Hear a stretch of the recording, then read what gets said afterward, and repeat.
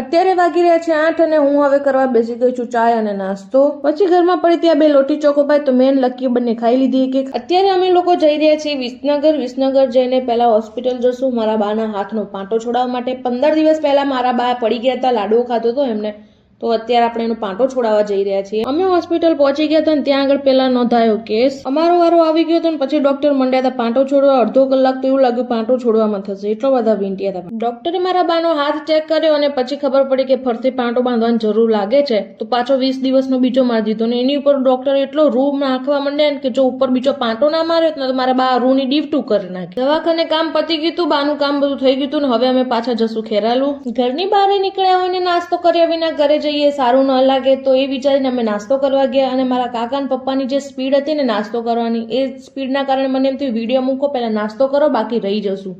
એટલે હું ફટાફટ હવે પહેલા નાસ્તો કરીશ. નાસ્તો કરી લીધો તો ને હવે અમે જઈ રહ્યા છીએ આ બજારમાં, ત્યાં આગળ થોડુંક સામાન લેવું છે, લેશું. સામાન લીધા પછી મારા કાકાએ બધું હલકું સામાન એમને પકડી લીધું ને ભારે સામાન મને પકડાયું હતું. હવે અમે સામાન બધું લઈ લીધું હતું ને હવે અમે ફાઇનલી ઘરે જ જઈ રહ્યા છીએ. ઘરે જઈ જમશું, પછી ઊંઘી જશું અને પાછા ઉઠી જશું.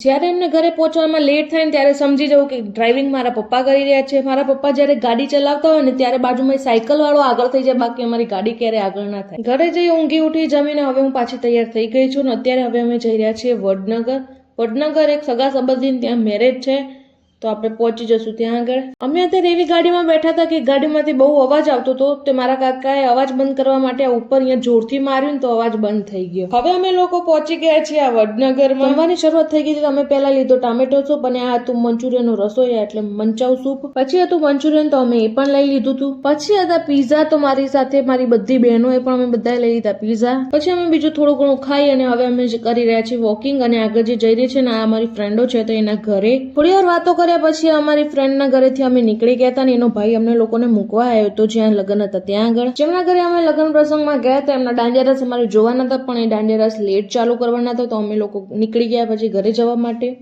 કારણ કે અમને પહોંચતા પાછું લેટ થશે. તો અમે જઈ રહ્યા છીએ હવે ફાઇનલી ઘરે. એના ઘરથી ખેરાલુ નજીક જ છે, એટલે હવે અમે થોડી વારમાં પહોંચી જશું ઘરે. અને વિડીયો સારો લાગ્યો તો લાઈક, કોમેન્ટ, શેર કરવાનું ભૂલતા નહીં હો. Bye bye.